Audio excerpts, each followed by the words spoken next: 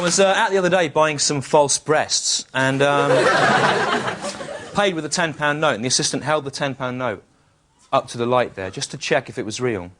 So I held the false breasts up to the light and I said, "These breasts are false. I won't accept them."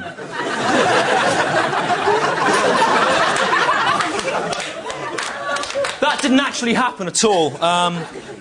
I was out buying some false breasts, but I didn't think of, like, holding them up to the light and doing that really clever, funny thing till a bit... It's a complete lie. I wasn't out buying any false breasts at all. In fact, I was in the cinema buying some popcorn, and the woman held the thing up to the light, and I thought about holding up the popcorn, but I didn't, because A, I didn't think of it, like, in time, and also, like, false popcorn, that's not like a thing, like false breasts. So it wouldn't have worked. So I didn't think of it at all, but...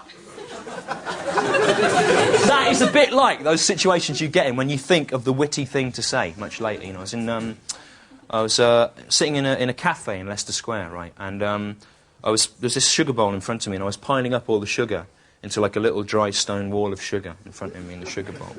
And there was this German tourist, about 70 years old, sitting on the table next to me, and he suddenly leant over and he grabbed my wrist and he said to me, "What do you think future customers will think of you having touched their food?" Right?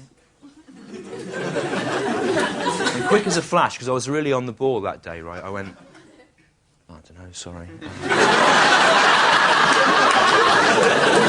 Stop then. Then, about half an hour later, I thought of what I should have said. What I should have said to him when he said, "What do you think future generations of future customers will think of you having touched their sugar?" What I should have said is, "What do you think future generations of Germans will think of your complicity in the murder of 6 million Jews?" But I didn't. I didn't think of it at the time. It was too late. You know, so I went back to try and find him to say it. You know, I thought maybe I'd say that to him and do, like, a sort of Hitler salute, maybe goose step around. But he'd gone from the cafe. He'd gone by then. So I went into Leicester Square and I sort of wandered around doing that just in case he was there. You know, that led to some misunderstandings. Had to go away. Similar situation, I was at a party in about May of last year, and I got talking to this journalist, right, and I recognised her face from that sort of picture they have when they've written a witty column. They have, like, a picture of their face at the top. And I said to her, "What was the last thing you wrote? What will I've seen by you?" And she said, "Well, I just wrote this piece about how, in my experience, most men's penises are too small," right? And I was really fast, you know, quick as a flash. I went, "Oh, I'm sorry." You know, like it's my fault, that is. And I thought what I should have said when she said, "In my experience, most men's penises are too small," what I should have said is, "Well, they can't all be too small, can they, you know?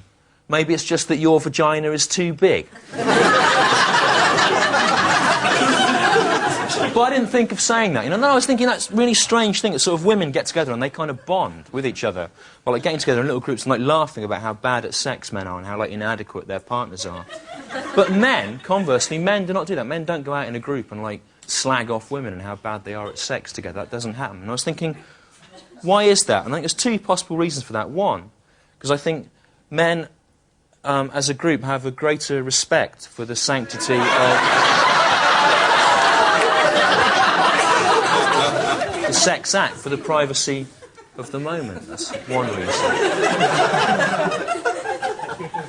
And the other reason, I think, is because there'd be no point, would there? You know, men aren't going to do that. A load of men out on a Saturday night, and one of them says, "How did you get on with that woman you picked up last night?"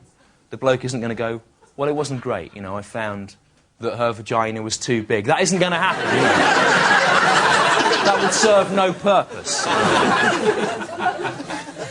So I was thinking, why is it that women think they can betray those sort of sexual secrets? And I think, again, I asked my friend Roger about this, and he said he thought it was because, historically, women have been disenfranchised from society, and this kind of betrayal of secrecy, of intimacy, is a way of sort of redressing the balance. That's one way of looking at it. I'm not sure about that. Personally, I think the reason women are going to go and give away those private, intimate moments and tell everyone about them is because it just can't stop going on. It's going to come out in the end, isn't it? It's going to come out in the end. Thanks a lot.